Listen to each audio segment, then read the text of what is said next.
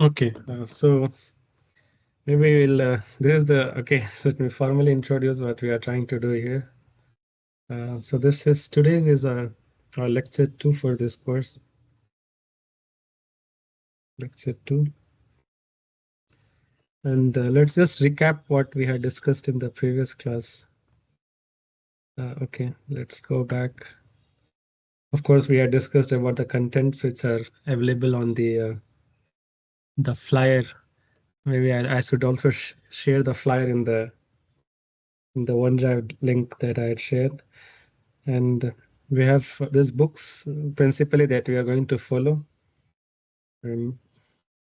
So we started with curves yesterday, discussed how to parameterize a curve. And so I think for those who are attending for the first time, let me just recap. So we started with a curve in 2D in a sense, and define what we mean by a curve. How is it mapped from an interval on the real line uh, to a, so to speak, a map in R1 Rn space. And then we went on to understanding the parametrization that was done. And yeah, and then we discussed the most useful parametrization that we call as the arc length parametrization, wherein we define the coordinate along the curve in terms of the length, from where we start in the curve itself. And then we moved on to trying to devise a strategy, as in how do we come up with an arc length parametrization for a general curve. So that was what we did. And then first we had to choose some not random, of course, some arbitrary but reasonable parametric say definition for a curve. Then we determine the arc length coordinate or the distance coordinate along the curve itself. Then we defined the arbitrary parameterization that we did in terms of the length or distance function s. And then we substitute it back as we see here. We substituted this uh, t in terms of s in gamma of t, and then we landed with gamma tilde. Now this gamma tilde is arc length. Uh, it's uh, it's a unit speed curve as we call it. Yeah. So and I just show that how it works, and we saw that yeah, it has always that the rate of change, the magnitude of the rate of change of as we move along the curve itself is 1. So which means it's a unit speed curve, and we related it to what we know from the kinematics of motion. Yeah, and then we went on to trying to understand why arc length parameterized and what is its usefulness. We did one example for a curve for a circle, and then came up we did I mean use this very intuitive description of the curve, which is essentially the boundary of the circle. Then we constructed the distance function s of t, or what is the arc length coordinate, and we found a nice linear relationship between the the t parameter and the distance parameter s. And in this case, fortunately, we were lucky that we could express t in terms of s, and then we substituted it back into the original parameterization that we chose, and we landed up with gamma tilde. And we saw that the magnitude of the tangent vector is always 1. So just to convince ourselves that it is a unit speed curve. Throughout, we'll be choosing arc length parameterization in the entire course. Okay, then what we did is we went on to define what we call a tangent vector. So this gamma dot is called the tangent vector since it's locally tangent at any point s of the curve.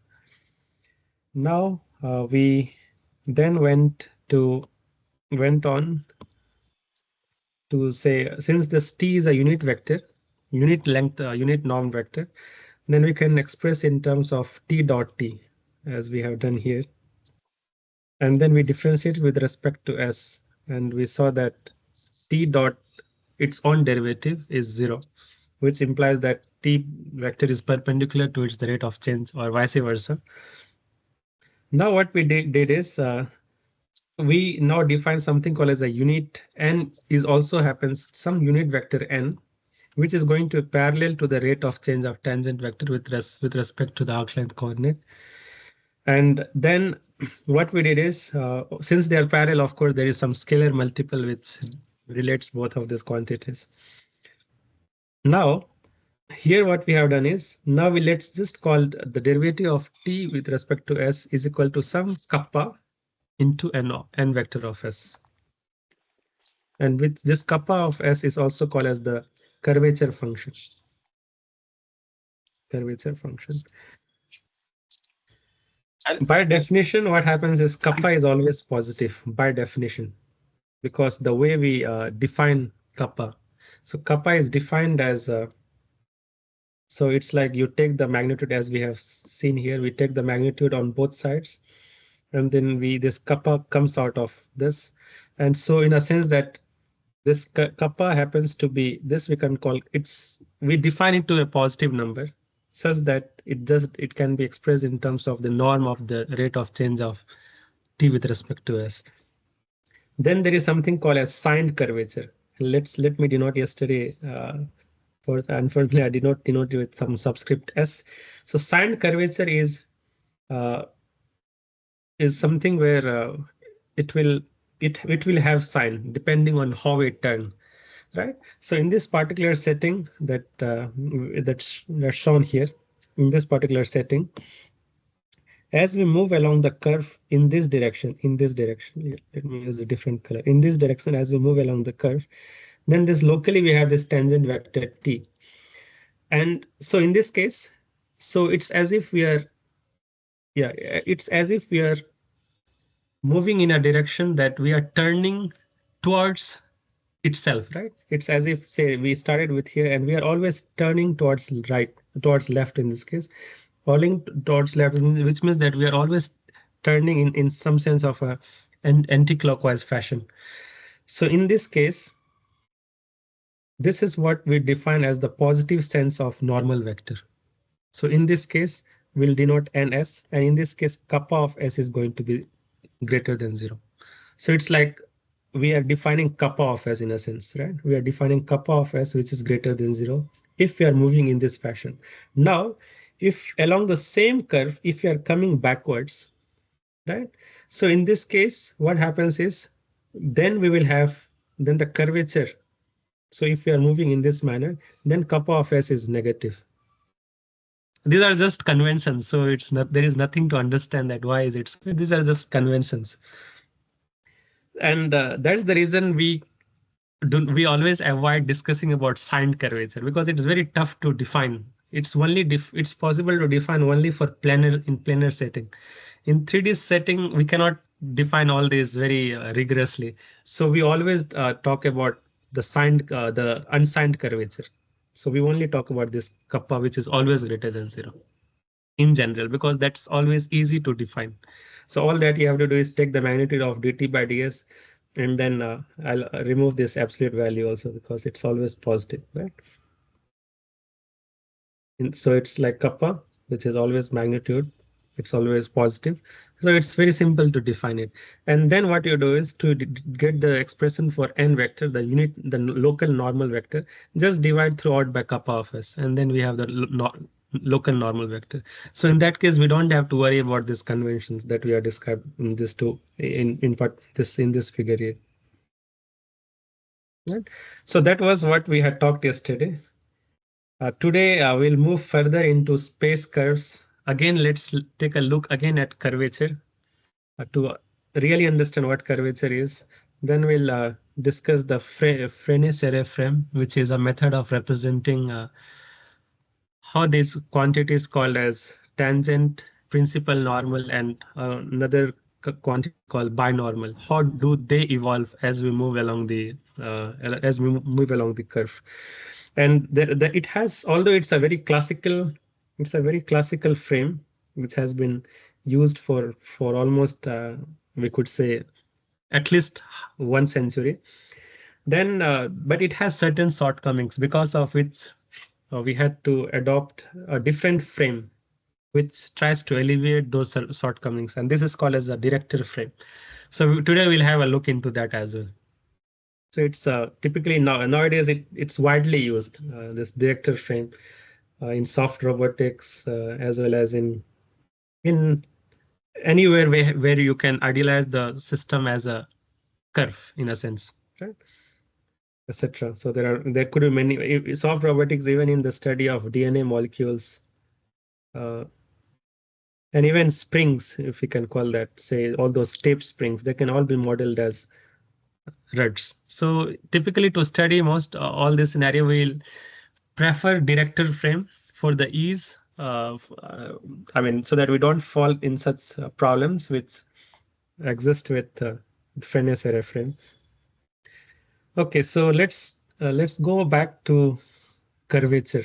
Let's understand it again once more. So say we have this curve here, and of course it has some origin. We have s is equal to 0. At the outset, let's define this coordinate frame x, y. So just for exaggeration purpose, let me make it more curved. Let's just exaggerate it. Okay. So say at any point S, it has some tangent t vector of S. And as usual, I'm considering a unit speed curve. Unit speed curve, gamma of S, right? And you know very well what is the drill. The drill is that T of S, the norm of T of S, which is gamma dot of S is 1, right? Okay, so this is our tangent vector. And say at a different point, let's say at this point, of course, this will have some tangent of this nature, and let it be at a distance of S plus delta of S. So in this case, the tangent vector is S plus delta of S, right? Fine. So, what we mean by curvature is that how much a curve is curving. Like it's a very play with words, but essentially, as we move along the curve, we want to understand the measure of the turning of the curve itself. So that is where we use curvature, and that's what we call as curvature. So it's a measure of how much curved a curve is. So that is in simple sense, that's what we mean by curvature. So in this case, what happens is we have this tangent vector at two different points. Then the way we would measure is, of course, t vector S plus delta of S is nothing but just gamma dot S plus delta of S. Likewise, t vector of S is gamma vector dot of S. Fine. And as we recall, we could even have, say, we could bring both these vectors t of vector and t vector S plus delta of X to the same head, right? To the same head, so that we have this one would be t vector of S as if we are translating it, and this would be t vector S plus delta of S, right? And this is how much it's turning. So it's like phi. Let's call it phi. Or for a, since they are very infinitely, I mean, of course, in the limit, but now there is some, these points are nearby, so I'll just call it del phi. So this phi happens to be some angle, and del phi is because those points are located so close that the turning angle is just some small quantity delta of phi. Okay, so what we'll do now is let's take t vector of S plus delta of S, then minus it with t vector of S. And just let's take a look as to how much it evolves. So we can, for the first case, we can just use a Taylor series expansion about S, about delta of, about S, of course, in terms of delta of S. So we are like, this is like take a Taylor series expansion. Taylor series expansion. So the way it would be is t vector of s plus delta of s, and then it would be t dot vector s plus delta squared by 2. Then we have t double dot of s plus higher order terms, say order of s cubed minus t vector of s. Right. So what we can clearly see here is that this t and t cancels out. Right. So what we are left with is right. So we are left with delta t of. So we are left with t vector delta s and t vector of s. Of course, I think okay, this far okay, this is fine. We should start again. I think this we have taken some other route. This was just about rate of. So let's start with the curve itself. Say we have gamma vector s plus delta of s minus gamma vector of s. We can use the above results anyway. So this is as if, so here we have, again, we expand this gamma vector s of s plus delta of s in the same Taylor series expansion. So we will have gamma vector s plus delta s gamma vector of s plus delta squared by 2, then gamma vector of s gamma double dot plus higher order terms. So it is at s cubed minus gamma vector of s. So since these are points which are located at gamma vector of s, and this is gamma vector s plus delta of s, right? So this cancels out, of course, and then we are left with a delta of s gamma vector of s, right? And plus delta squared by 2 and gamma double dot s plus other terms. So what we do is what let's do a thing here in the locally what we can have is uh, in a sense what we can do is locally we can just realign our angles. So okay, let's or maybe just don't let's not fall in a pitfall. So we have these 2 points we had gamma vector of s and then gamma vector s plus delta of s. And then at this point, we had a local normal, which is n vector of s, right? And say that this delta of s is very close to 0. So in that case, in the limiting case, what we would have is that even at the normal at this point would not be very different from n vector of s. So we can just take it as if here also the same n vector exists. Just say this, let's just be approximately n vector of s. So what we'll do is the expression that we derived this just now, we will multiply or take dot product of this quantity with n vector of s on both sides. So this is delta of s, gamma vector of s dot n of s plus delta squared by 2 uh, gamma double dot vector of s dot n of s plus higher order terms in terms of s delta s cube. I So have what we one see, doubt. yeah. Like in the earlier, you wrote down that there is an angle phi between this gamma s and so how can the normal there normals be parallel? Like how can that assumption be? Yeah, okay. So here what the thing is, this we are just taking it as if, so here we are doing all that what we typically do in calculus, that the Okay. points are very close, but they are Mm-hmm. still not the same. Uh, So, and this is just for what you call, so it's as if the normal vectors are close enough. Okay, so mm-hmm. in that case, if we would like that, then it would be say we would get the same result. The issue is that it will involve much longer derivations. but Okay, ultimately okay, you will. understood. Okay, okay. So Yeah. basically, we can start with phi, but as delta s tends to zero, it will be like the same. We can approximate is both same, right? Yeah, so it will approximate. That's the reason we use Okay, approximately n of s.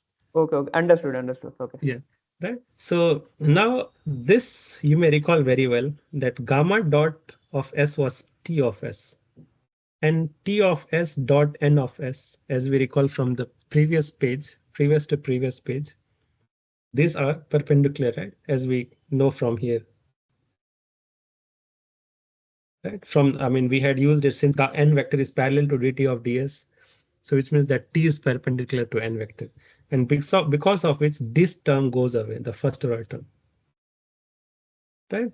So in a sense, what we are doing is we have gamma vector s plus delta of s minus gamma vector s dot n of s is equal to delta s squared by 2 and then gamma dot s dot n of s plus higher order terms. So I have a query here.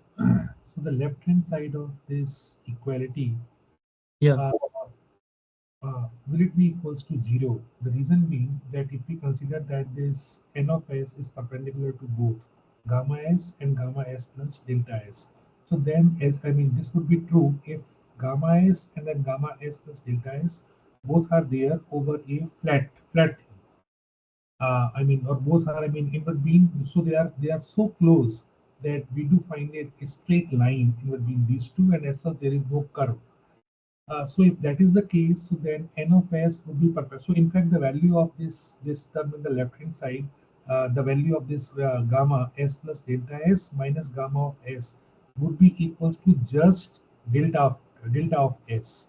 So then delta of s would be perpendicular to the n of s. So the value in the left hand side would be equals to 0. Is this not the case?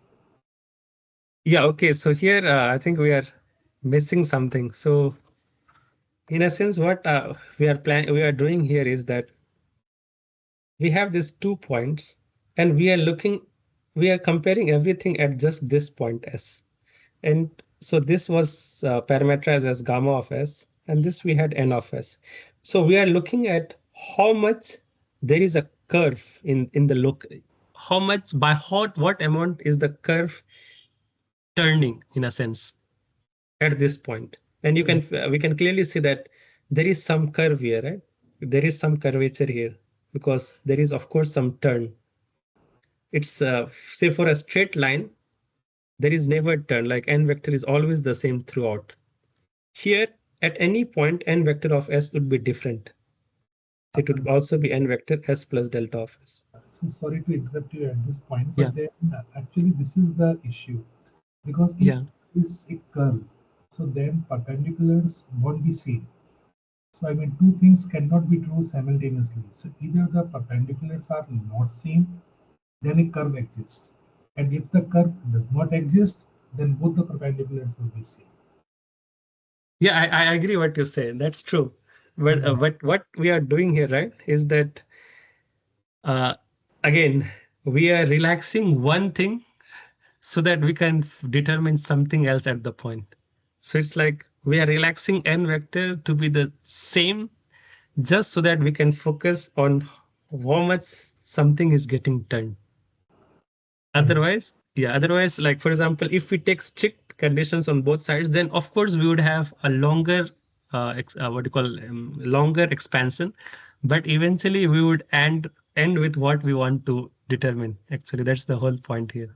So say I even if I were to take say gamma vector s plus delta of s minus gamma vector something like that, then even locally and then integrate it over this part, so it's as if we are again dealing with uh, I mean it's somewhat complex, but it's as if then we are expanding it locally, even n, because even n will be expanded in terms of s. So you'll have product of two Taylor series expansion, but of course we'll be looking at the leading order term which will eventually come out to be this. see. So that is So the whole idea here. Like it yeah, would involve a lot many new symbols which may not be necessary as of now for for what we are discussing. So the goal is just to understand how we can understand what curvature implies with regard to, can we understand something through how much something is turning, right? Because if you take a look at this expression clearly, what it seems that s square by 2 and then gamma double dot is nothing but t dot vector So of s. straight way we could have said that since we are only interested in knowing that how much the tangent is getting changed instantaneously, so this is same as taking the double derivative. If we are interested in knowing the instantaneous rate of the change in the value of the tangent, then we could have substituted the value of del 2 gamma by del s. That's it. I cannot understand. Yeah. So could you So please repeat? yeah, so since we are interested in knowing that how much, I mean, why, so what is the rate of the change of the tangent value, isn't it? Yeah, yeah. How, by what amount is by what rate is tangent vector turning? Yes, yes. So simply take the derivative of the tangent vector then, and that would be equals to the double derivative of the gamma then. Instead Yes. of expanding everything or using the Taylor series, you could have straightway conclude that this rate of the change would be equals to the double derivative of gamma. Yeah, yeah. So that's what it is, right? You see here. So it's eventually coming out to be, say, gamma double dot s dot n of s, right? So as we recall that gamma dot was t and then gamma double dot is t dot. And we recall from our formula that t dot, which we had, I mean, just discussed in the previous lecture, I mean, previous lecture as well. This is given as kappa of s into n vector of s, right? Yes, yes, yes. Yeah. So when you take dot product, then this quantity gives us kappa plus order of other terms. So the idea eventually, right, is we want to, this is what we call as the geometric interpretation of curvature. That's what we call it. Geometric interpretation of curvature. Interpretation of curvature. And here we have to make all those, relax some of the things so that we can understand some other things. So that is the whole idea. Otherwise, the way we define curvature is very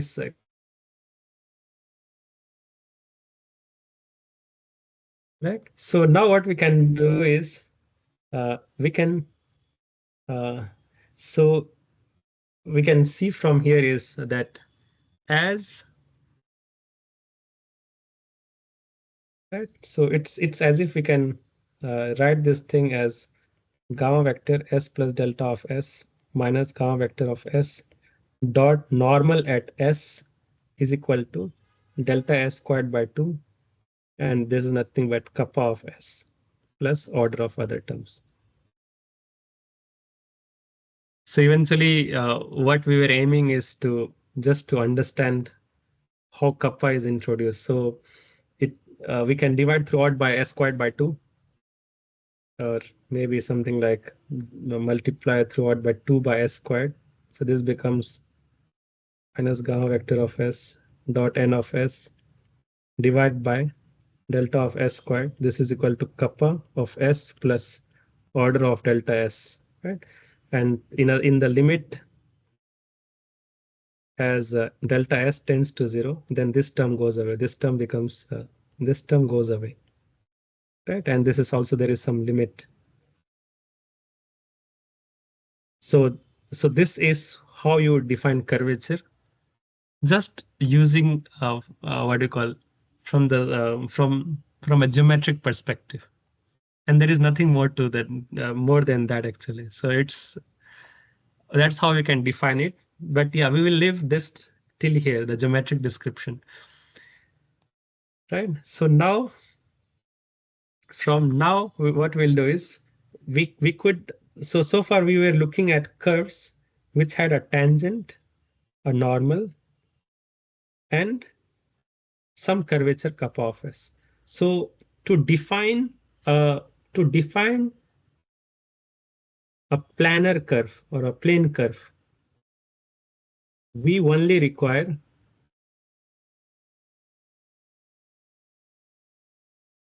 kappa of S. So kappa of S is the only quantity required to define a plane curve. However, to define it uniquely, there is additional thing. To define it uniquely, we require gamma vector of at S is equal to 0, because the initial point, so it means that this S is equal to 0, the gamma vector of the position of this point, and gamma vector dot the tangent at this point, gamma vector dot at also S is equal to 0. So if we have these two, then we can uniquely define the plane curve.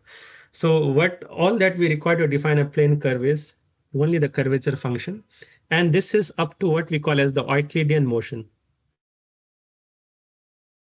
So it is unique only up to Euclidean motion, in the sense that uh, it should be free to rotate and free to translate, but the nature of the curve remains the same. However, if you want to describe it uniquely, then we have to provide the initial conditions, which are that gamma of the point vector from its where it originates, and that local tangent at the point of its origination. So that's what we all that's required to define a plane curve. Now we will move on to what we call as the space curve, and things starts getting interesting from space curves, because these are the curves eventually we will deal with in real life. But it does not mean that planar curves are not important. The thing is, planar curves are also very important. Let me just give you some examples so that it gives us some motivation. Can you, One such, I have a query. Can you quickly summarize the meaning of the kappa of S here, which I o- forgot, which you mentioned in the previous lecture? okay, so kappa of S is curvature function.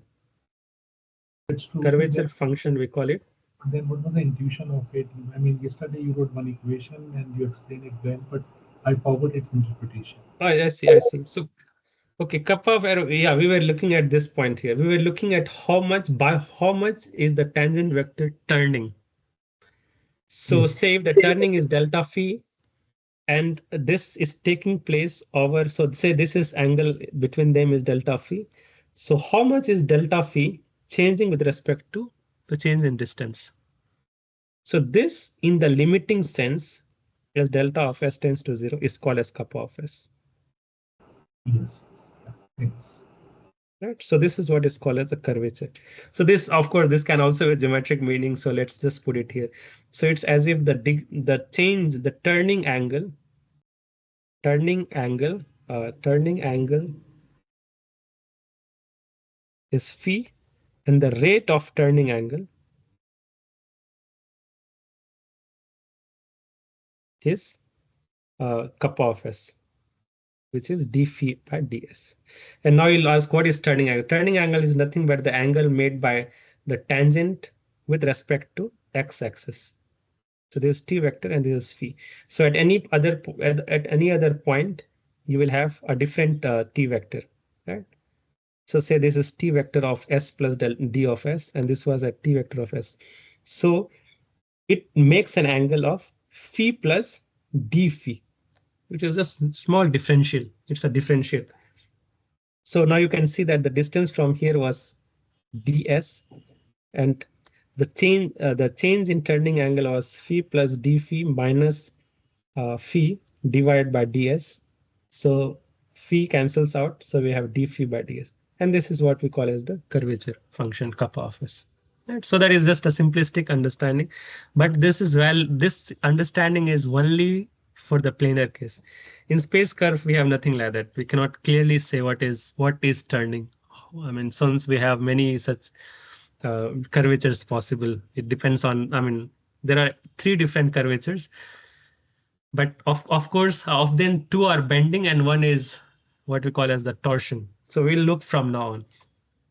Fine. There were some examples, some applications of planar curves.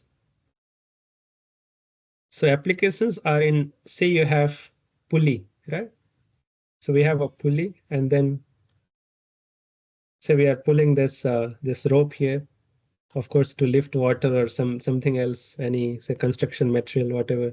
So even this, if you look from the side, it is a planar curve. So even the mechanics of pulleys are understood by analyzing plane curves.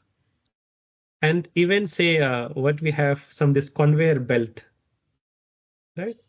So this is also a planar curve. The only difference is this is an open curve and this is a closed curve. That is the only difference. So you see there are it has applications I mean in many different places in engineering particularly. Right?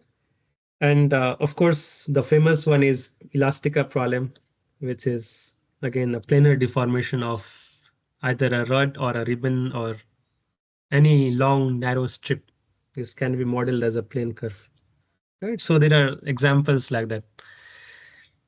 Now, for space curves, like space curves can be, say, for example, we are looking at some twisting.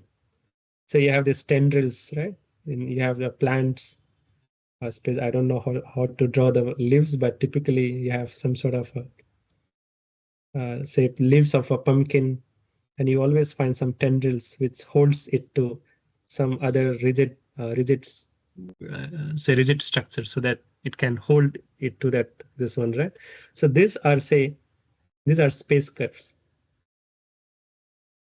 right? The tendrils and even say when you have all these soft robots, then even they can have they can take very complex what you call configurations. So these are all space curves.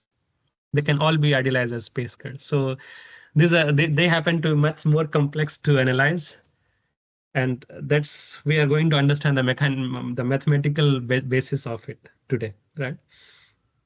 Okay, so space curves is so say any curve. Let's take some space curve, and of course we cannot figure out unless I draw a 3D coordinate frame. So we have X, Y, and Z, and sometimes they are referred to as E1 axis, E2 axis, and E3 axis. Right? So take any point here, which is of course uh, from the origin, it has this Poisson vector P, right? Any point P, and this is located at a location S along the curve. And let's only look at this point here. I'll use a different color. So one thing which we understand is, of course, it's a parametrization now, gamma of S, but it is a mapping from S is an element of 0 to L, where L is the length of the curve, to R3.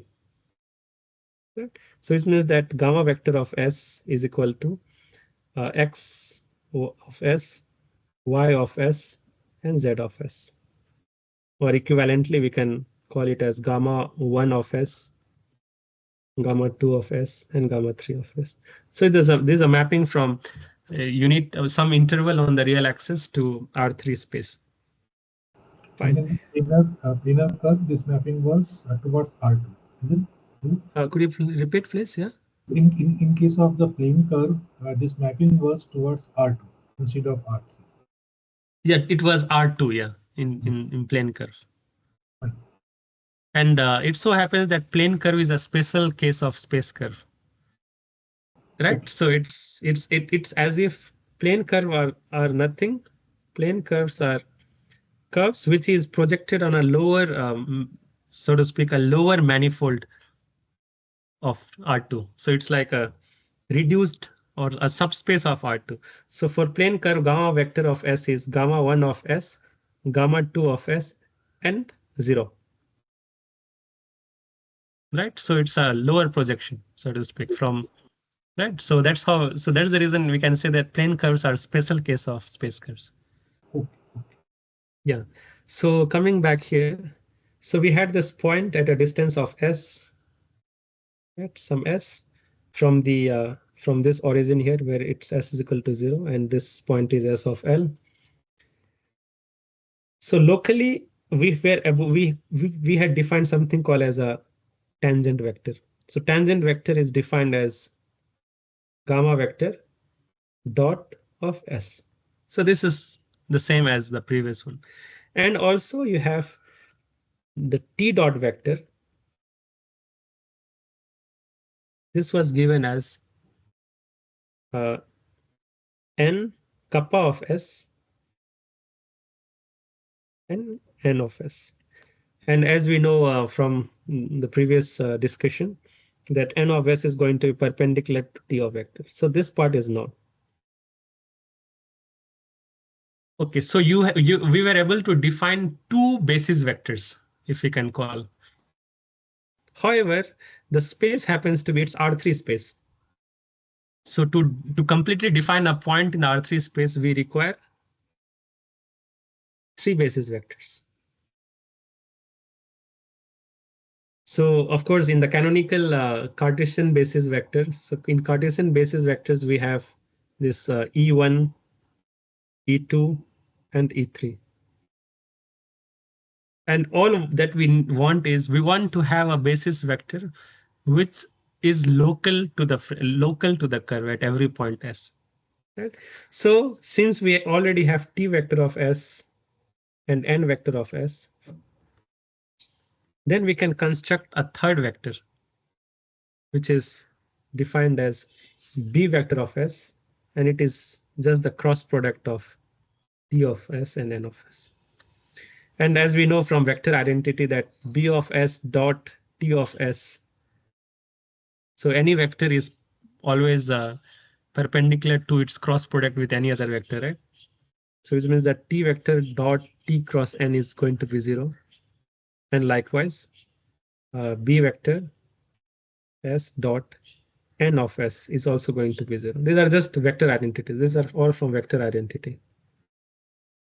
So vector identity says that A dot A cross, say P A cross any vector, say Q vector is going to be 0. This is always this always holds, and this is enough for us to say that the vectors T, N, and B are, at the very least, they are linearly independent. And based on the top of that, they also happen to be unit normed. They also happen to be unit norm, of course. And on the top of that, they are also orthogonal. So we have a very, I mean, if we speaking in terms of linear algebra, we have a perfect basis since they are linearly independent, unit norm, and orthogonal. And if the vectors are orthogonal, it already is linearly independent. So we don't even need this qualifier. So eventually we have a set of orthonormal vectors. So this T of vector is called as a tangent vector. N of S is called as a principal normal vector. So principal normal is always unique. So that is the reason we call it principal normal. And the reason we are using this terminology right now is because when we study surfaces, so surfaces, we can have several different normals. I mean, based on what curve we choose in the surface. But the principal normal is always going to be unique for any curve. That is the reason we are introducing this terminology right away, even before we have started discussing surfaces. And B of S is called as binormal. Right? So we have these three vectors. So T, N we could clearly represent, and B will be pointing. So it's as if B cross T is N, right? And even T cross N is B. So B is pointing outwards. Right? It's just pointing out of the plane of the paper of whatever device I'm using.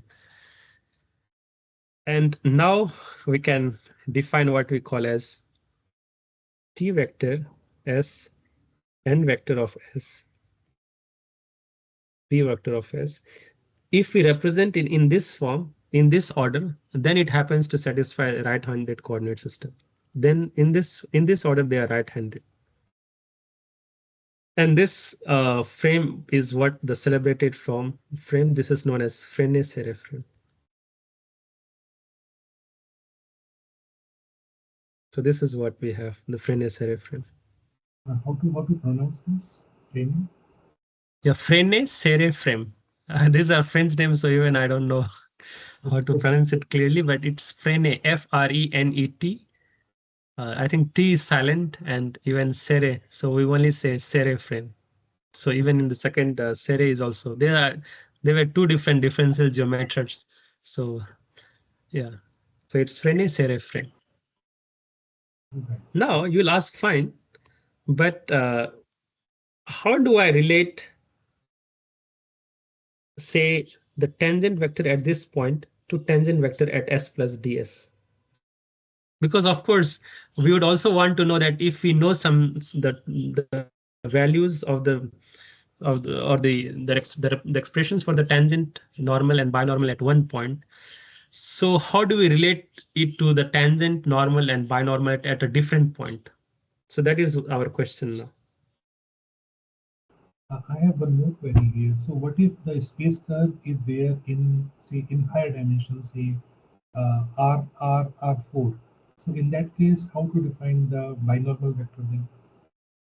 Okay, the thing is, again, Frenet-Seret frame is designed only for engineering, if you can call that, or engineering means that real life applications. This is only for real life applications. Okay, max R3. Yeah, so it's very, we will define it right away. These are only for real life applications.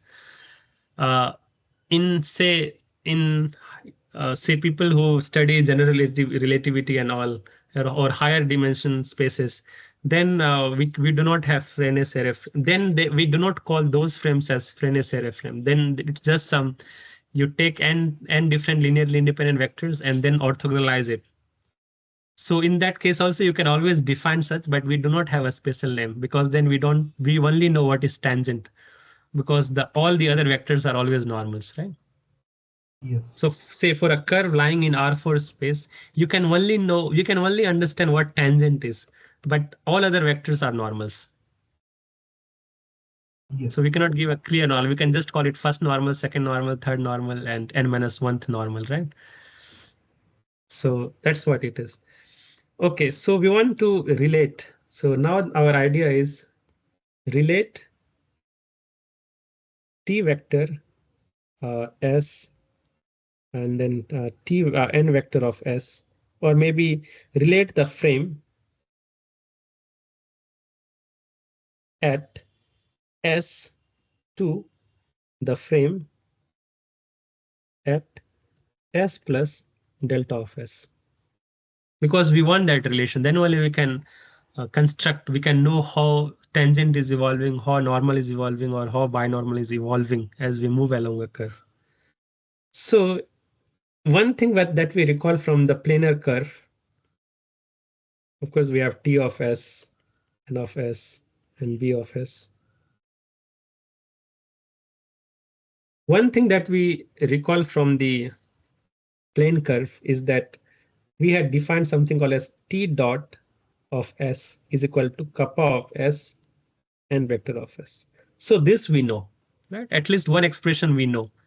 So we know how tangent is evolving, right? So we know this is the rate of if so it's like we can just call it evolution of tangent vector, evolution of t vector as s in as s, or with s, we can call it with s. So it's as if s is changing, how is t vector of s changing? However, there is a catch. We do not know, because even n of s will change. So it's like we need to construct. I have one question.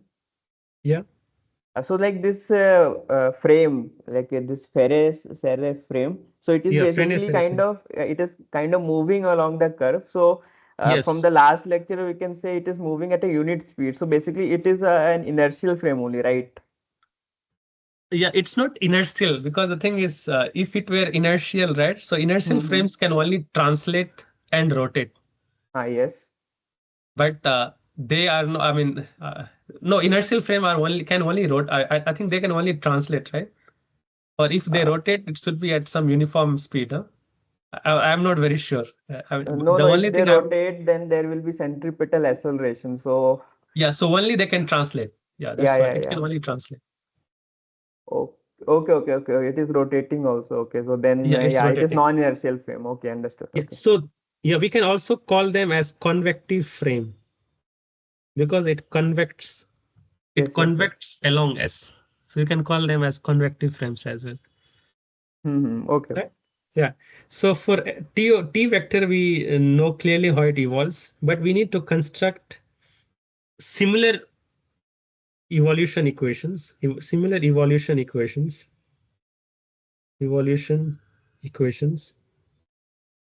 for the remaining two, which is n vector of S and b vector of S. So far, so good. Now let's again go back to our let's do it from first principles. Of course, we have there are a lot of assumptions typically for the expressions, but let's do so anyway.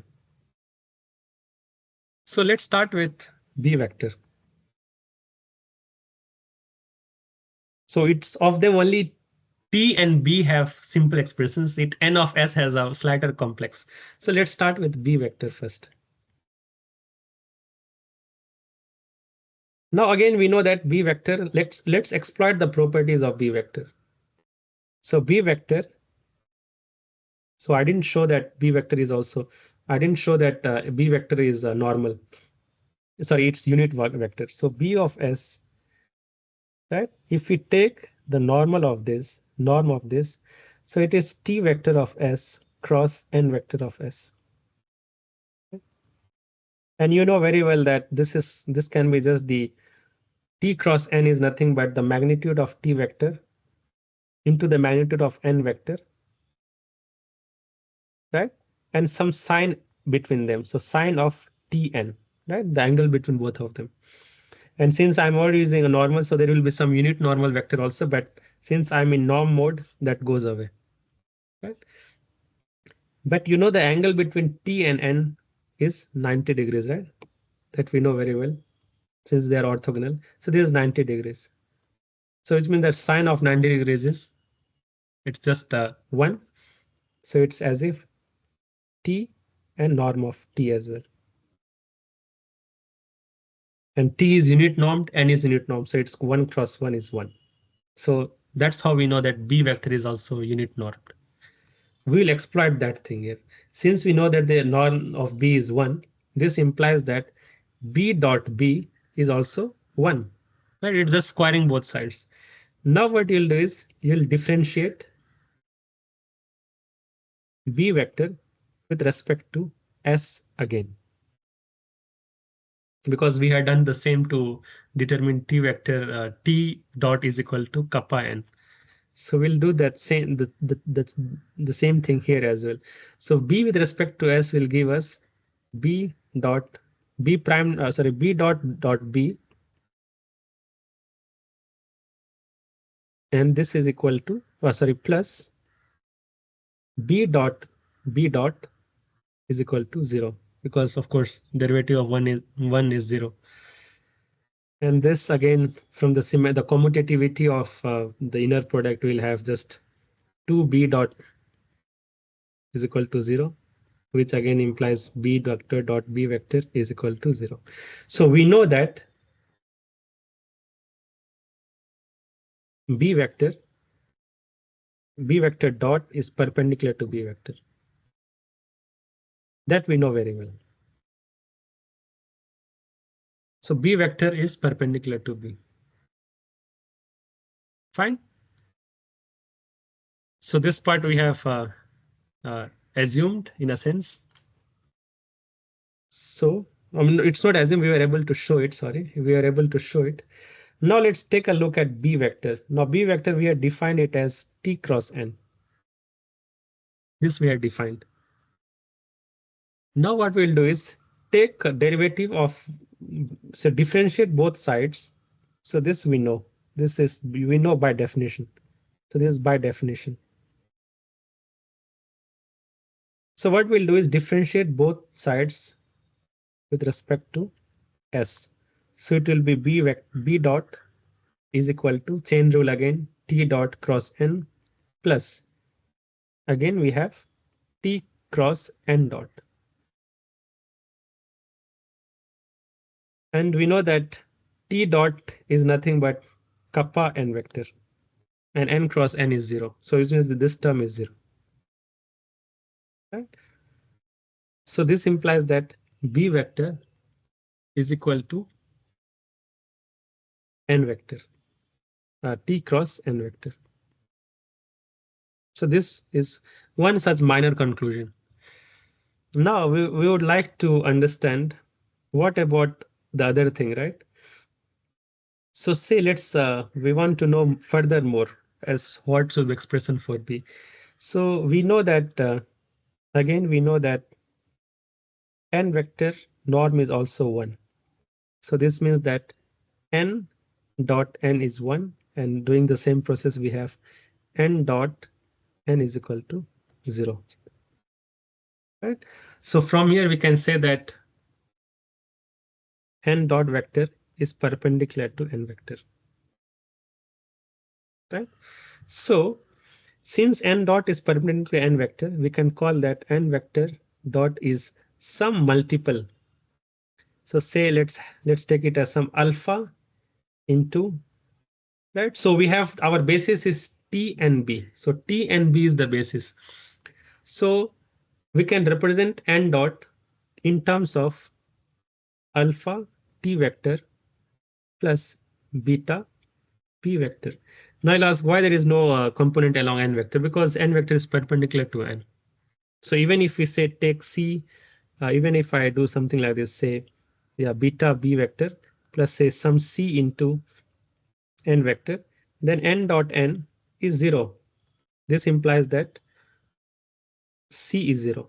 So which means we don't require this. So that is the reason I'm excluding it beforehand, since we already know this. Now what we do is let's take this expression of n and put it here. So we'll have B dot is equal to T cross alpha T vector plus beta B vector. Now from here what we say is T vector cross, so it's as if alpha T cross T plus beta T cross B. This of course is 0 identically, and T cross B.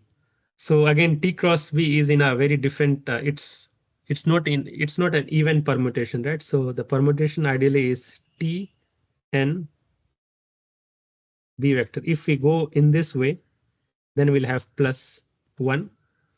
If we go the other way around, so in this case it's T cross B, so it's going to be minus, and since minus sign and then T cross B is n vector. So what we have is we have minus beta n vector. So you see we were able to do something here. However, we give a special name. We give a special name or special identity, let's call it, to beta. And that's the reason we call it B dot vector of S is equal to minus tau of S into n vector of S. So it's as if beta is equal to n of S. Beta is equal to tau of S. So this is the identity. And this tau of S is the local torsion. So it's as if if we look, say, if we look at the curve, say at this, you're looking so that this happens to be tangent vector, which is pointing towards us, then tau of S is just the turning about the tangent itself. So this is tau of S. And that is what torsion is, right? Torsion always implies that we'll always look at as if we have some cross section, it's being rotated about the normal to the cross section, right? So it's if you have a rod like this, and this will be the local normal, local tangent, which also happens to be normal to the cross section. If we rotate it in this frame as if we want to rotate about T vector, then that is torsion. So torsion gives is essentially the rate of turning again of the cross section about its own axis along the distance. Right? So I hope you understand what I'm meaning. So yeah, it's as if you are say fixed here, fix this small segment of this on one side, and you are just turning about this axis, maybe applying some force here, and we are just twisting it. So the measure of twist is what is called is a measure of twist. In more precise terms, it's the measure of rate of twist.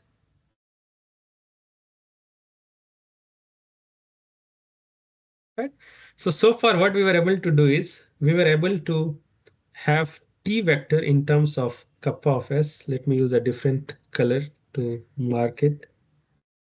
So we have this, and we also have this. We also have this. So now our goal is to get n dot in terms of the other quantities. So all that we know is n dot of s is equal to alpha t vector, and there was beta b vector, but we already know the expression for beta is tau now. So we'll have this tau of s into b vector. So now let's do some jugglery here. So we had t vector dot is equal to kappa of s kappa n vector, right? This is what we had. So what we do is uh, let's do something here. So we go back, and so if we multiply it with, say, n vector, say dot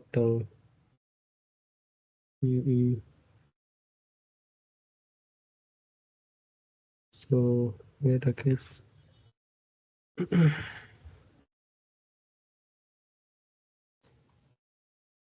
So here we'll make use of this relation. So we have t dot n vector is 0. So this we know very well from the identity. Then we differentiate both sides with respect to s. Then we'll have t dot n vector plus t dot n dot vector is equal to 0. Right? And what we know from here is that t dot n is kappa and t dot n dot, right? So t dot n dot. So we'll recall from here t dot n dot was alpha. So this alpha goes here is equal to 0. So this implies that alpha is equal to minus kappa, and we'll use it as it is. So now we have the third equation as n dot is equal to minus kappa of s, since they're all functions of s, t of s plus tau of s b vector of s. And this was our third evolution equation. So finally, let's put it on all at one place. Maybe I'll mark it in red. So t dot of s is equal to kappa of s n vector of s. Right? Maybe have some separations so that we can see the pattern. And then n dot vector of s is equal to minus kappa of s t vector of s plus tau of s b vector of s, and then b vector dot of s is equal to, it was minus tau of s n vector of s. So here you see some pattern, right? If we just consider symbolically speaking, we can assemble them into a matrix vector form, of course, which is not dimensionally true, but just for representation's sake.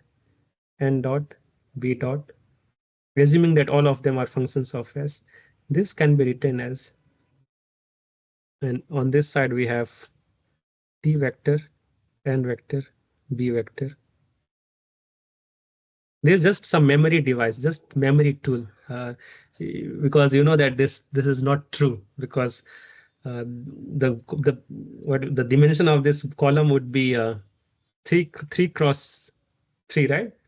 So it's this is like n cross 9 cross 1, and this is also 9 cross 1. If we go by the exact mathematical say what do you call, mathematical precision. Now, now let's just rearrange it. So t dot has no component of t vector. So this is 0. This is kappa, and it also has no component of b vector. So 0. And this one is minus kappa, 0, tau, 0, minus tau, 0. So this, of course, as you recall, it is just 3 cross 3. So of course, they are not dimensionally consistent. So don't consider it as some mathematical, like this is just some memory tool to remember. However, just take a note of what's going on here. All the entries, all the diagonal entries are 0. So this gives some hint. And you also look that if you take it as a matrix A, then A transpose happens to be equal to 0 minus kappa 0, and then kappa 0 minus tau. Then we have 0 tau 0. And you can clearly see that it's minus A. Right? So which means that this matrix A is skew symmetric.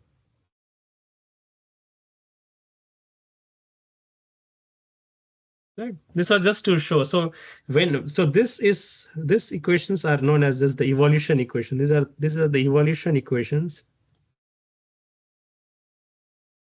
for Frenet-Seret frame. So I do not understand the purpose of moving the coordinates. I mean, Can you please repeat? Yeah. I do not understand the purpose of moving the coordinates, because in the usual mathematics, I mean, we try to fix the coordinates and then we analyze the things. So Okay. what are we trying to achieve by analyzing this? That to what extent the coordinate system has moved. Okay. The thing is, this frame is very useful in analyzing mechanical systems. So many a time it's easy to define the properties in local frame than in global frame. So let me give you an example. Say you have, let's just slightly digress from what we are doing. Say you have this this red in reference configuration. It's just some lying on the ground, right? So all that we'll have is so let the cross section be determined by x and y coordinates. So we'll put our coordinates in such a way.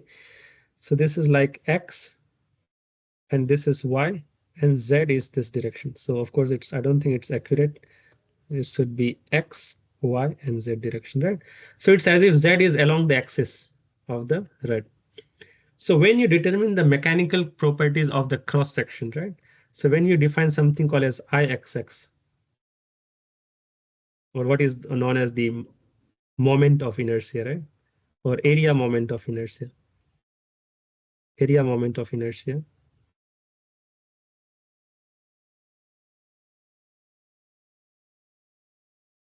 right?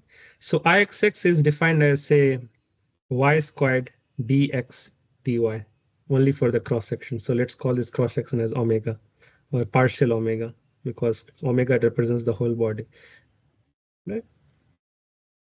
Iyy likewise is x squared dx dy, and Ixy is xy dx dy.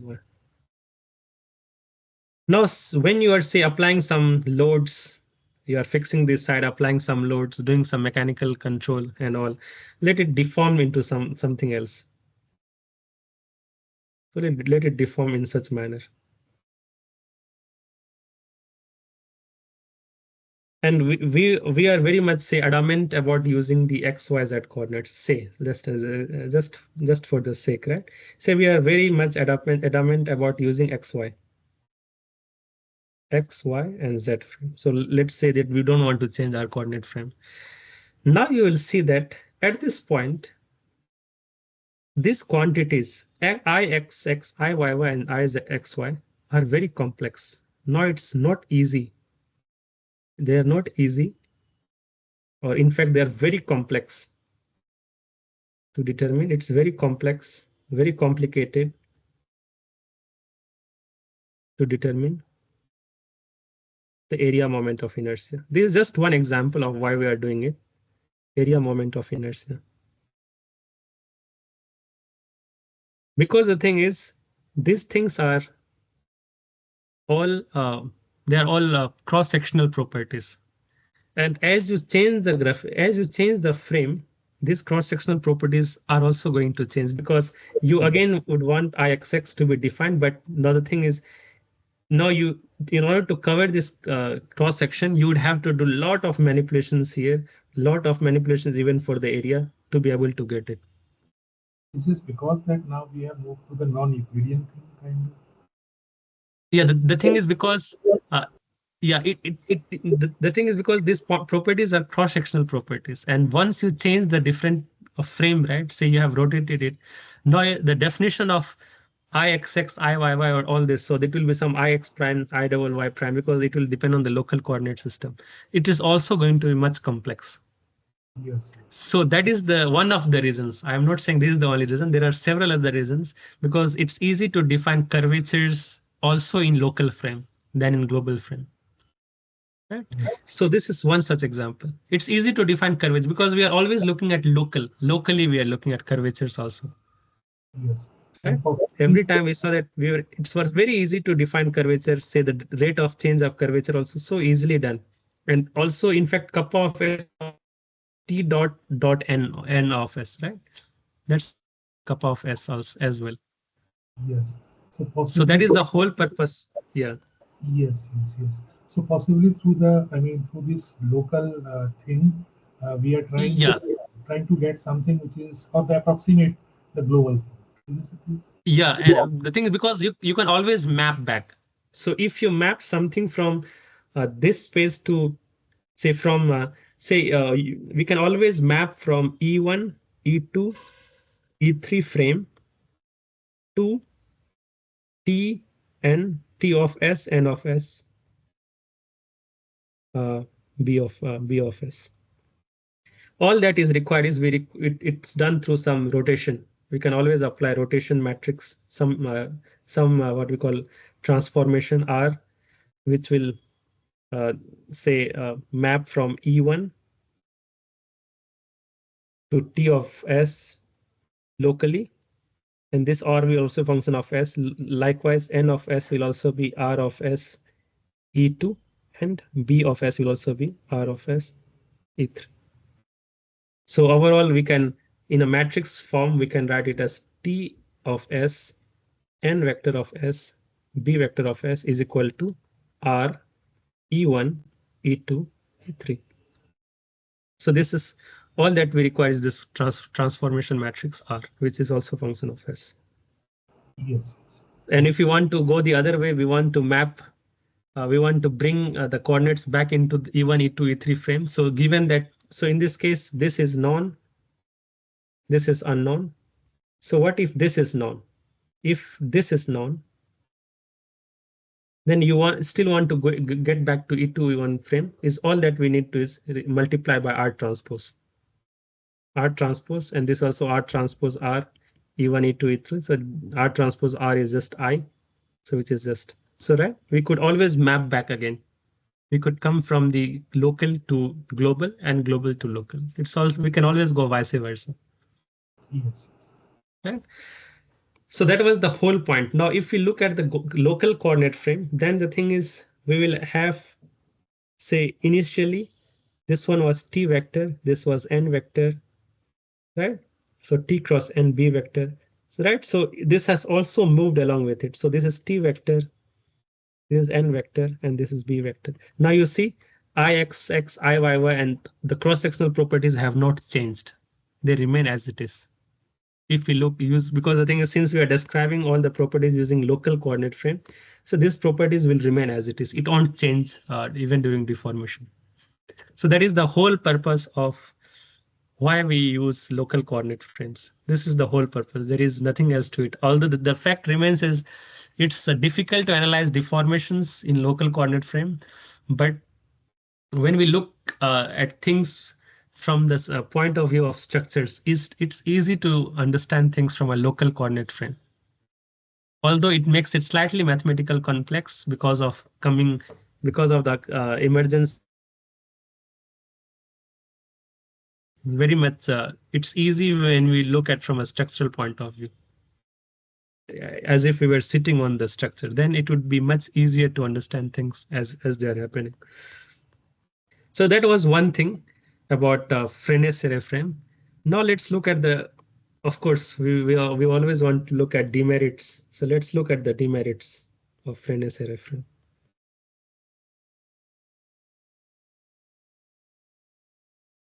Of course, they are not always demerits, but let's just for the namesake call it demerits. So that's the reason I'll put in apostrophe. So first of all, the very definition of T vector, N vector, and B vector, right? The very definition of, say, T vector is fine. T vector has no problem, it's fine. But N vector, we define it as T vector dot divided by norm of T vector. That's how we define N vector. Tell us, okay, this is fine. What is the problem?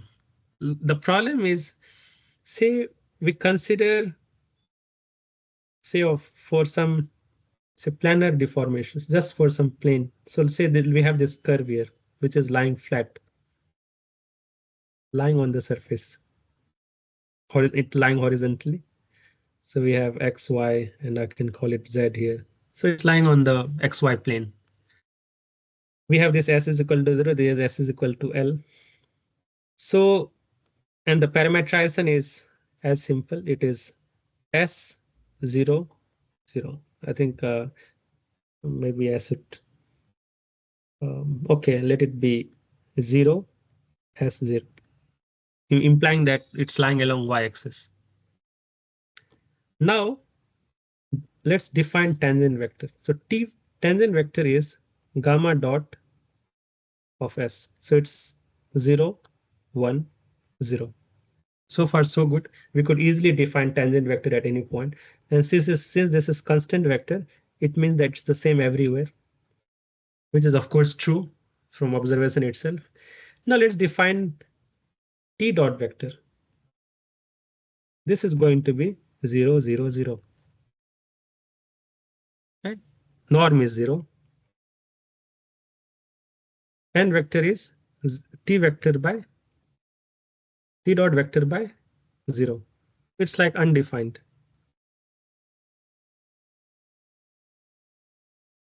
So there is where we face a problem. So it means that it's not where it's very difficult. It's of course not possible to define Frenet-Seret frame for for a structure which has no curvatures. So that is just one demerit, because of which say one such demerit, right? And we would always want a frame which does not depend on configuration, like it should not have any exceptions. So this has exception that we cannot use FS frame to represent flat structures, flat or maybe straight structures.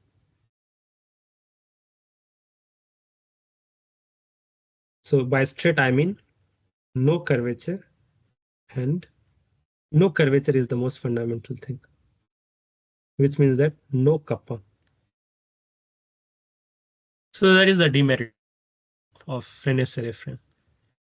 So to circumvent this, we come up with something called as a director frame, director basis frame. However, I must tell you that Frenet-Seret frame is a very intuitive frame. It's a very intuitive frame. So let's call it director frame. It's not basis frame, it's just director frame.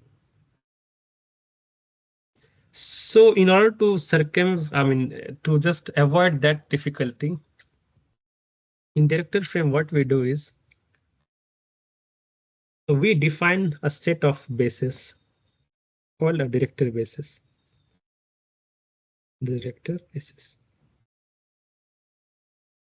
And we denote it by D1 of S, D2 of S, D3 of S.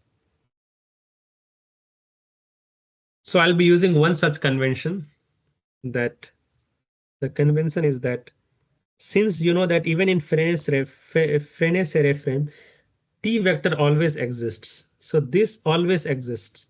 In Frenet-Seret frame, T is guaranteed to exist. Guaranteed. That T, I mean, T is guaranteed, but not the others, but not uh, N vector and B vector. So see if say T is always guaranteed, so why not we at least use that particular result somewhere else in the director basis? Why not in the director basis? So what we do is we set D3 vector to be T of S, because this we know very well. So why should we start everything from scratch? So we just said that D3 of S is T vector of S, and the choice of D1, D2 is left to us. The choice of D1 of S and D2 of S is left to us in a sense.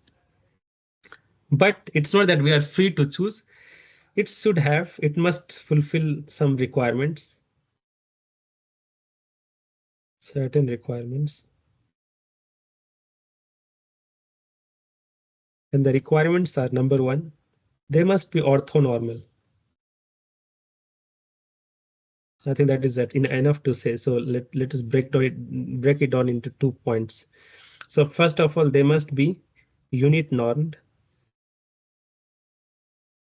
So which means that the norm of di of S is equal to 1 for I is an element of 1, 2, 3. And secondly, they must be orthogonal, which means that di dot dj, of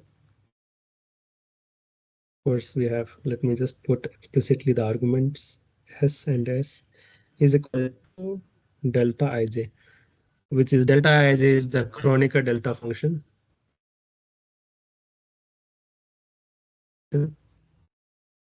which implies that delta of ij is equal to 0 if I is not equal to j, and is equal to 1 if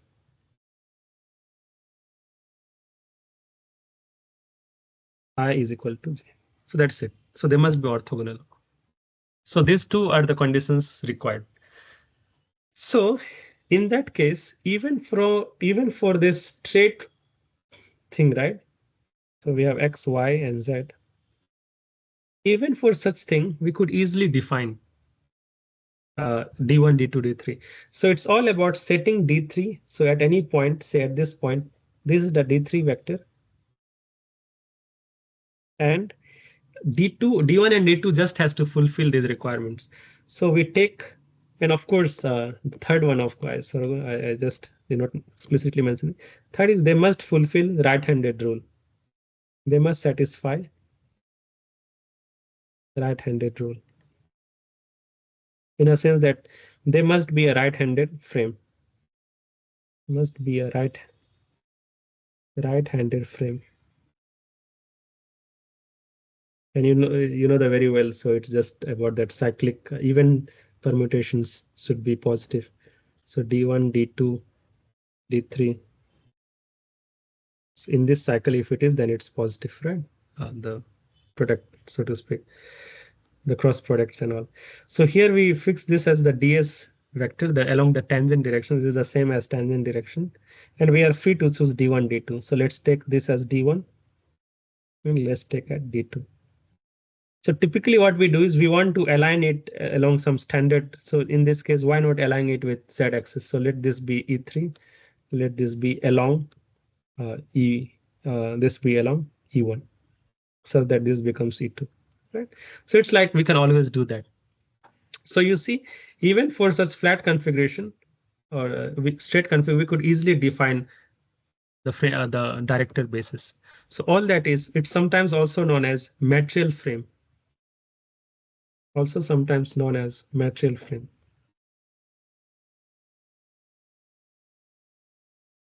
material frame. Just nomenclature, right?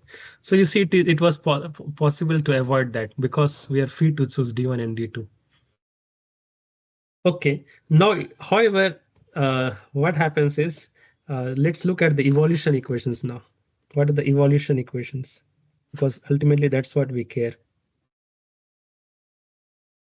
Evolution equations. Evolution equations means just D1 prime of S and D2 prime of S, D3 prime of S is what we want to determine. Fine. So what we do is, uh, we construct something called as a Darboux vector. So Darboux vector is called as kappa vector of S, and it consists of three components.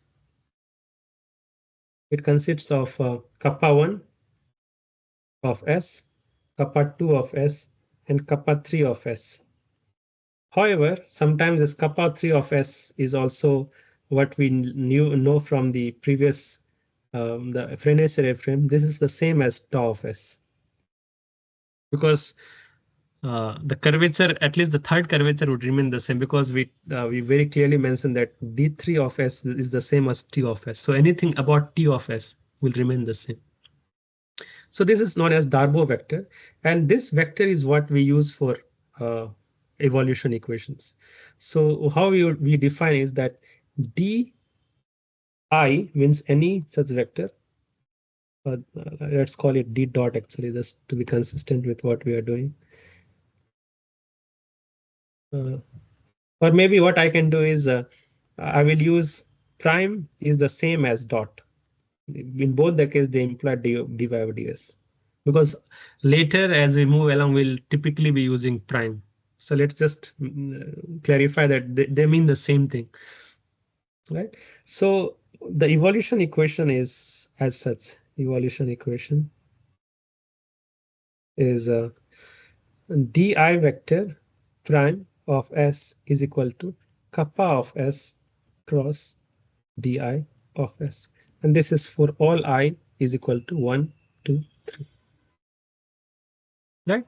So this is the evolution equation. It's very, however, what you have seen is kappa of S now is actually in expansion. It is kappa 1 of D1 of S plus kappa 2 D2 of S, kappa 3 D3 of S.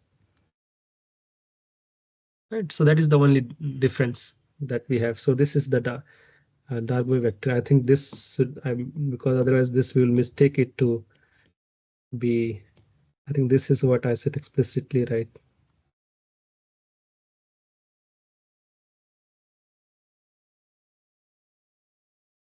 Yeah, this is what, otherwise we confuse it with as if it's represented in the Cartesian frame, just to remove that doubt. Fine. So what we have is we have three curvatures. So kappa 1 and kappa 2 are known as bending curvatures.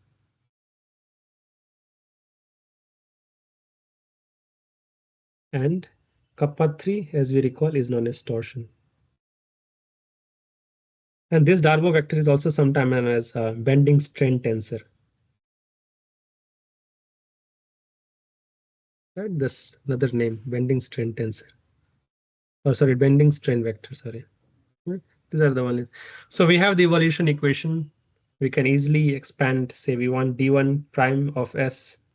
All that we have to do is kappa of S is like let's say kappa 1 D1 of S plus kappa 2 D2 of S plus kappa 3 D3 of S, right? This cross D1 of S. So D1 cross D1 is 0, and kappa 2 D2 cross D1 is minus D3. So it is kappa 2 S D3 of S plus, then we have D3 cross D1 is D2. So here it becomes kappa 3 of S D2 of S. Likewise for D2 prime of S, the same thing cross D2 of S. So D1 cross D2 is D3, so kappa 1 S D3 of S plus kappa 2 d2 cross d2 is 0, and d3 cross d2 is again it goes anti-clockwise, so because of which it becomes minus of kappa 3 of s d1 vector.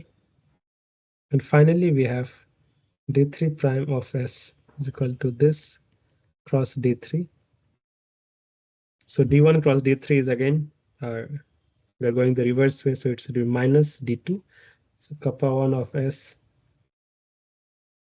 the d2 cross d3 is plus d1, so kappa 2 of s d1 of s. The third term is anyway 0. So these are the evolution equations.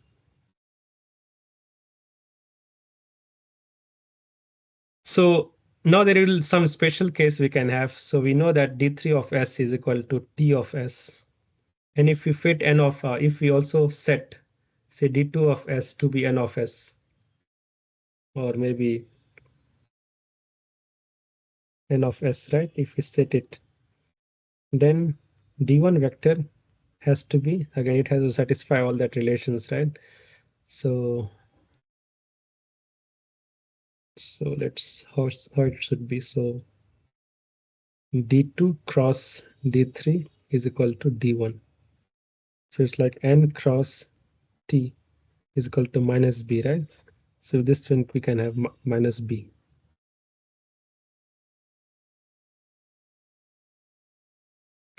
Or since we are free to choose, let's say what if this is one choice, second choice is this is the same. What if d1 of s is n of s? Then d3 of s cross d1 of s is equal to t cross n. This is b vector. So in this case, it's very easily d2 of s is equal to this b of s. So we have any such two choices that we can make. In that case, what will happen is if it is if the scenario is like this, then based on this, say for the second one, we can have we will only be reduced to one kappa. It will be like kappa 1. Let's just see. So say d3 prime of s was equal to t prime, right? And this is equal to minus kappa 1. d2 is b plus kappa 2, and d1 is n, right? And we recall from our standard expression t prime is equal to kappa n vector. So which means that kappa 1 is equal to 0 and kappa 2 is equal to actual kappa. When this is for how to relate Frenet-Seret frame in Frenet-Seret frame, right? This is how we can relate between. However, there is one rule which is always satisfied, is that kappa squared for Frenet-Seret frame is equal to kappa 1 squared plus kappa 2 squared. So this is in Frenet-Seret frame.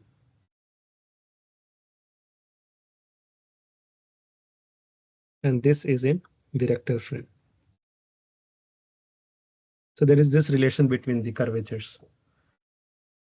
So I think with this we have at least covered the director basis, and whatever is to be known, at least for the for what we are trying to cover in this course. This is what is sufficient for us to understand about mechanics of red, so to speak.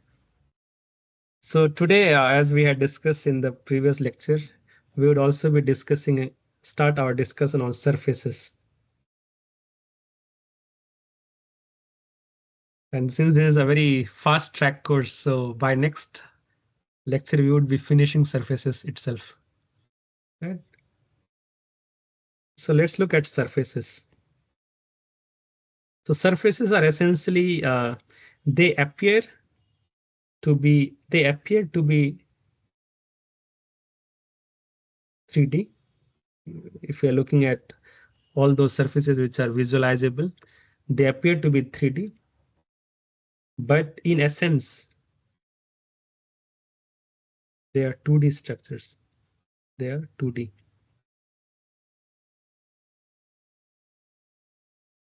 In fact, they are 2D manifolds, we can say it. They are in a sense they are 2D manifolds, in the sense that a surface is always a mapping between some what you call 2D parametric space to 3D space. Right? So it's as if, say for example, you have a sphere. This just as a motivation.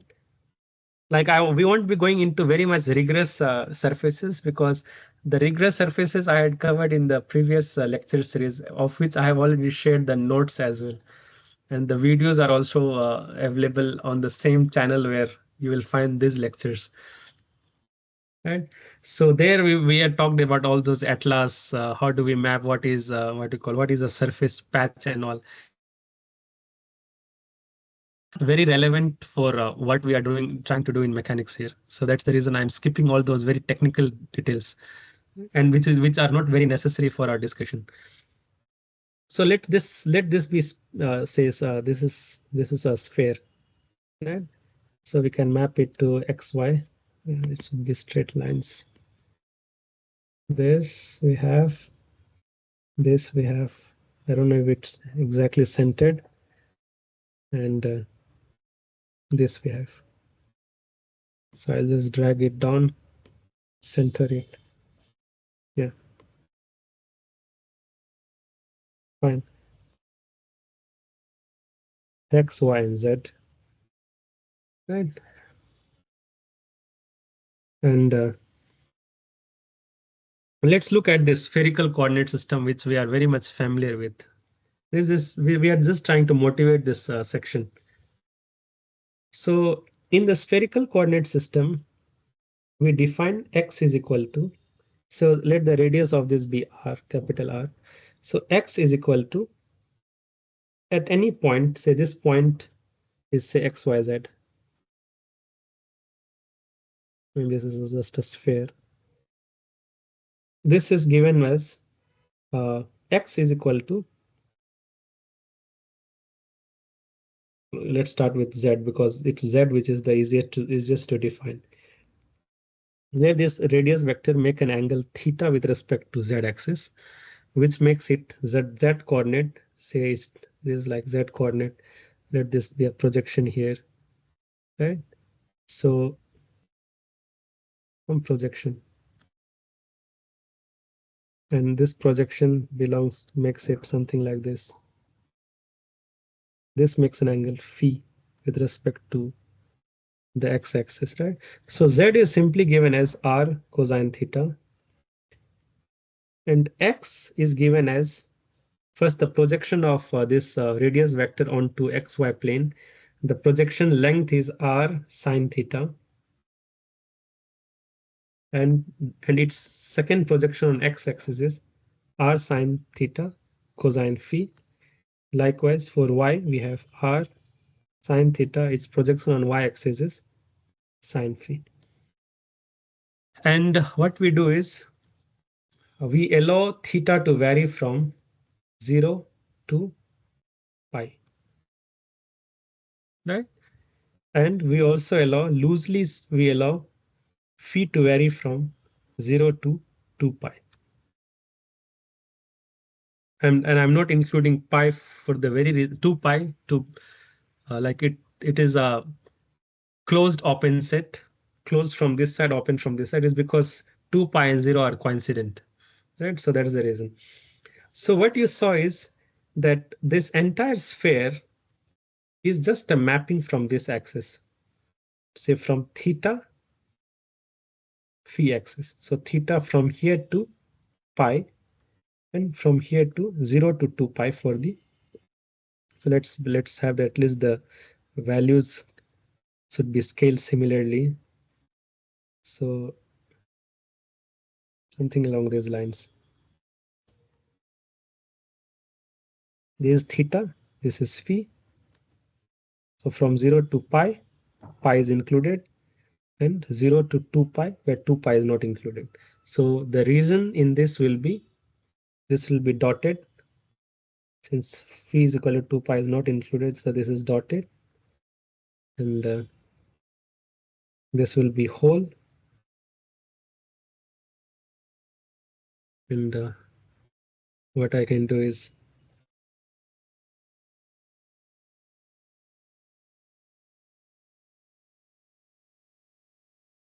right? So this will be the mapping. I'm just sorry. So it's as if we are mapping between these lines, right? This open from this side. So this 2 pi 0, right? So here it is a mapping from R2 to R3. So mapping goes as something along these lines, and I'll call the mapping as sigma. So sigma maps set U. Let this be set U to R3, right? And U is a subset of R2 space, right? So essentially, what you see is that what happens is that the surfaces happen to be 3D. They look 3D in space, but eventually, in essence, they are just a mapping from 2D space, right? So that is what we typically have. So I have some queries here. Yeah. Let's say, so does this mean that every point in the 3D corresponds to some area in 2D kind of a thing or what? I mean, Okay. Again, I must clarify here that we are looking at the uh, shell of the sphere, not the sphere entirety. okay, okay, Right? I think I should just clarify this. I'm looking at only the spherical boundary, yes. So spherical then, shell yeah, or boundary. so but still this mapping, this sigma is not that clear. That how this entire region, say, which you named as U, Yeah. is getting mapped to the 3 points over the surface. Okay. The thing is, this mapping is taking place like that. You see, right? So you see, the arguments are always theta and phi. Yes. So what we can say is this mapping is taking, say, typically we define the parameters in general textbooks. We define the parameters or the coordinates in parametric space in parametric space as u comma v, which in our example it happens to be theta comma phi. It's like typically u and v, right? So Yeah, but then, so my question is slightly different. That this, I mean, so in R3 there is a single point. So this yeah. entire U is getting mapped to a single point. No, no, no. The thing is, okay. I understood what you mean. I mean is, I was referring to the point coordinates here, but ideally it will be one point from here which is going to be mapped. So this point is getting mapped to XYZ. So let it be P here, and this is the small p here. So this is getting mapped to capital P. Yes, yes, yes. And the Uh, mapping is what we are looking at. So the mapping of every point can be mapped using this. So it's as if the output of sigma vector is xyz, xyz, all of which are function of uv, uv, and uv. So you see that it's an element of R3, right. right? But then this is only modeling. This is only simulating the outer of the sphere and not the entire Yes, sphere as such. yes. So because we are interested only in surface, Oh yes. right? And if we also want to model volume, then what happens is then of course we will have to have R also as a variable, but that is not what we are looking at. We are looking at surfaces. How does I mean, how are surfaces looking? That's what we are dealing with here. Right. And in the definition And of interface, you use the term manifold, and in the yesterday's lecture, while defining the manifold, you use the term surface. So yeah, can you clarify this now? yeah, so these are 2D manifolds. So surfaces are 2D manifolds. So let me write it here. Curves are 1D manifolds eventually, if you can call that, when surfaces are 2D manifold, if we can call that. I mean, but ideally, let's not mix up terms. We'll just call it like it has a 1D parametric space and surfaces are 2D parametric space. I'll just remove the manifolds. Typically, okay, the definition of manifold, I think we were asking the other time, right? So we define manifold. It's a topological space, right? The way we define manifolds, it's a topological space. In topological space, we study all about connectedness of a set and all that, right? So topological space where metric is defined, or it's like topological space equipped with a metric. Equipped with a metric. And typically manifolds always represent some Euclidean space. Euclidean, they are typically known as Euclidean metric space. In Euclidean metric space, if we have a set here, say X and Y, or let this be some set V, then we always have a distance between X and V, and let V be a subset of Rn, right? So the distance between any two elements where say X and Y are both elements of V. So this metric is given by D, and it has this two arguments X comma Y. So the distance will be defined as X1 minus Y1 whole squared till Xn minus Yn whole squared. So this is what you call as the Euclidean metric. So any topological space where you have the notion of distances is what we called a manifold. Okay. Right. So here again, I think I'll backtrack here. They are 2D in parametric space, but ultimately they are 3D, right? Ultimately they are 3D manifolds. I had just confused that part. They are 3D manifold because they exist in 3D. But the parametric space is 2D, and all the distances that we are applying here are always in 2D, right? They're all in 3D because we are looking at many a time. I'm sure that I may be confusing, but many of the things, especially because manifolds are something which we typically do not read much. Uh, so I may be confusing once in a while, but typically that's how the definition of manifold goes. And that's how we define a parametric space. Like this is a parametric space. Okay, so for like in three dimension, like the solid sphere. So Yeah. one more parameter will be added, that radius will be from 0 to r. Yeah, but the thing So is, we do not understand. We do not study volumes, etc. In what we call in differential geometry. okay, okay, okay.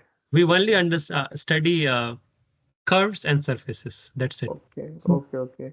so Then do also we, like if we have to let's say parameterize it, then it will be like from 3D parametric space to 3D manifold, right? If we look at solid solid sphere. Ha, ha, ha. So then, okay, for solid and all, then we typically use all that multivariate calculus, because the thing is, differential geometry is just study of curves and surfaces. We only use ideas from multivariate calculus and tensor calculus to study a limited set of objects. Okay, okay, okay. And these curves need not be in 3D. They can be in any Rn space. Mm-hmm. Like Okay, for okay. example, in relativity, I mean, general relativity, people study, physicists tend to study 4D surfaces because Okay, even okay, time okay. is considered as a Time, yes, dimension. yes. Yeah. Right? So in that case, we go beyond what we study here. But for engineers, especially mechanical and all, so we only look at 3D spaces. We do not go beyond that. That is what we observe, and that's what we deal with in day-to-day life. So it's just that the curve, it's just that bodies should not be like the parametric space should be closed.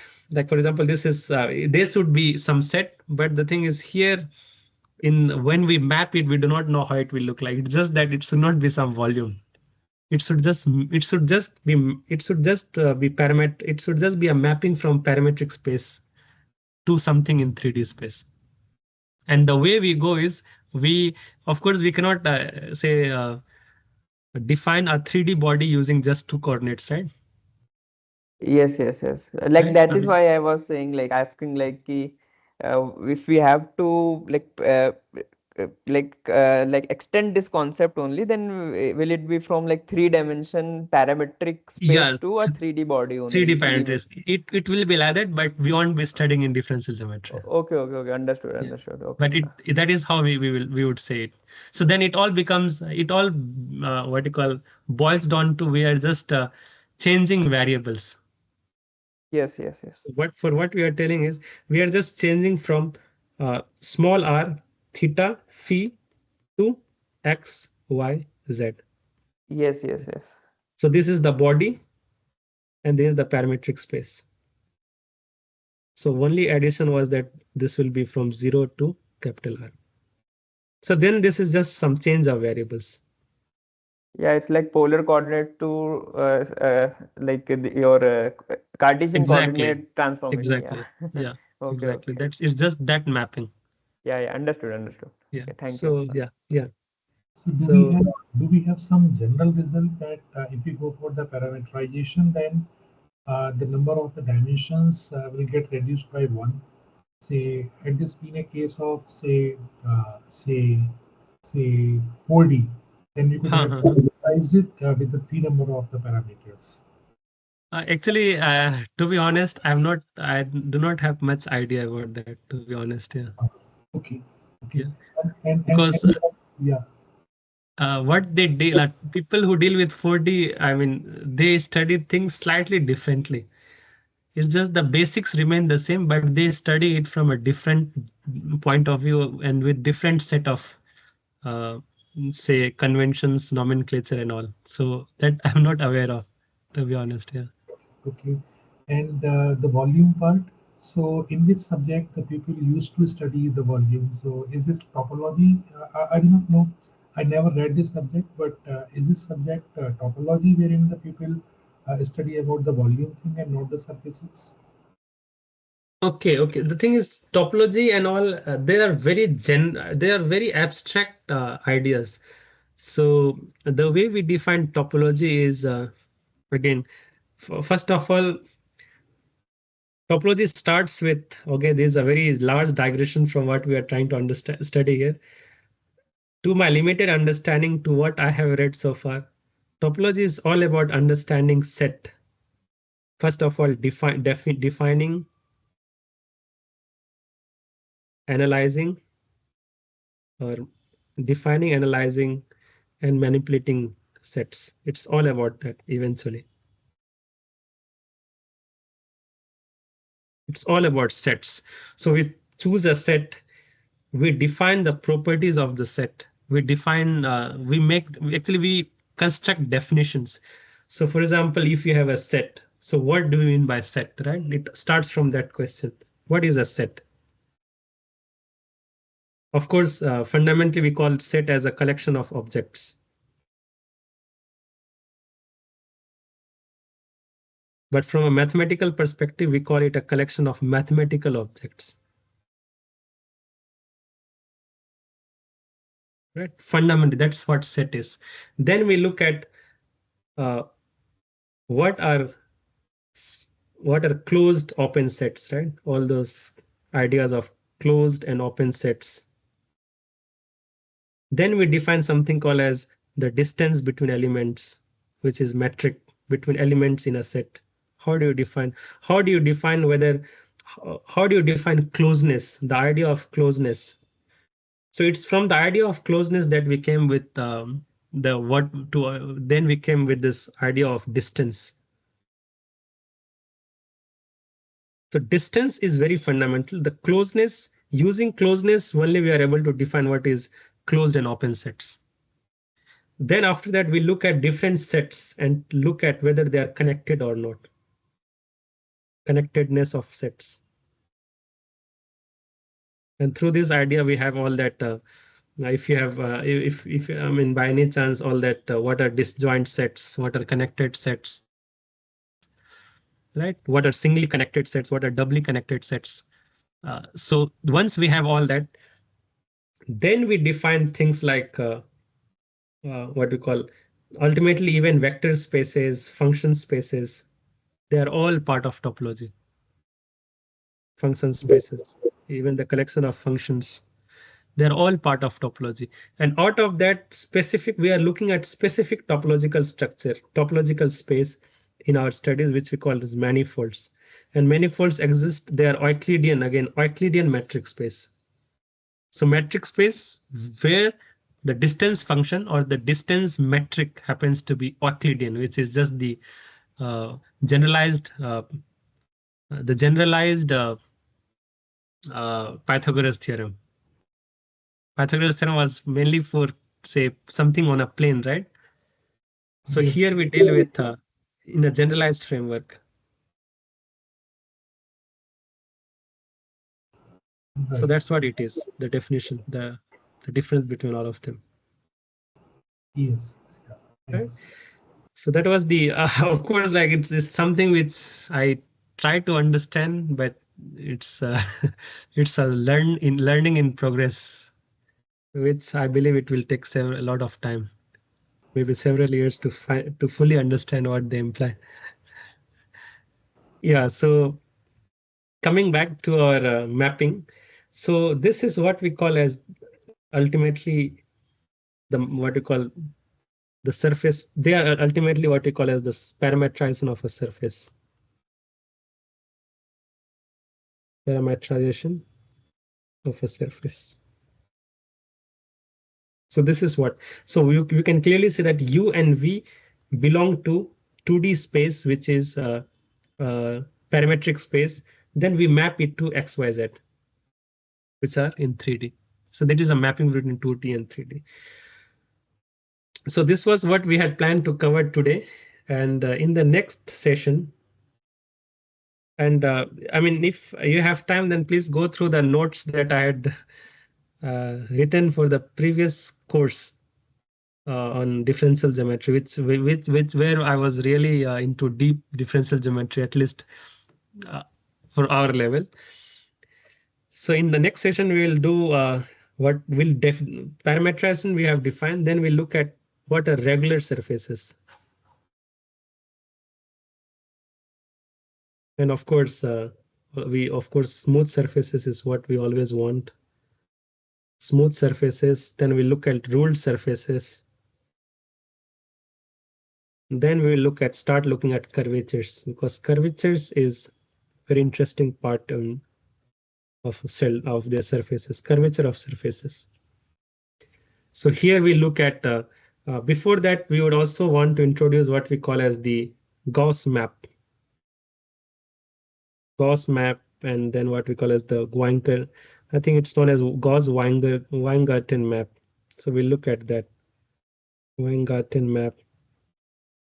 Then only we look at what are tangents, what are normals. Once we have covered that, then we'll start with curvatures of surfaces. And this is, it's involved, but it does try to make us what you call aware of very fundamental ideas in surfaces. Things like what are principal curvatures, then what are Gauss curvatures. So Gauss curvature is something very fundamental. Gauss curvature. Then we have mean curvature. And we would also look at curves on a surface. Sometimes they're also called as geodesics. If by any chance some of us are aware, then they're also called as geodesics. Curves on a surface are called as geodesics. Then we'll look at how which all different curvatures does a curve on a surface have. So this is what we are, and mind you that we'll mainly be looking at mathematical operation. Because if we try to learn it in a very refined manner, then it would take several lectures. And in the previous course, I had spent a lot of time on surfaces. So here I will be using the results. All the results which are necessary to understand mechanics of ribbons and shells, if possible. So all that is what required to understand those cylinder structures. So that is the whole aim. Yeah. So do you have any questions now? Yes. So where do Yeah. you upload these lectures? Because these are lectures are not available in the folder you gave. Only lecture notes. Okay. The thing is, okay. By any chance you are not on WhatsApp? Huh? I'll just stop recording so that we can discuss it. Yeah. I do not use WhatsApp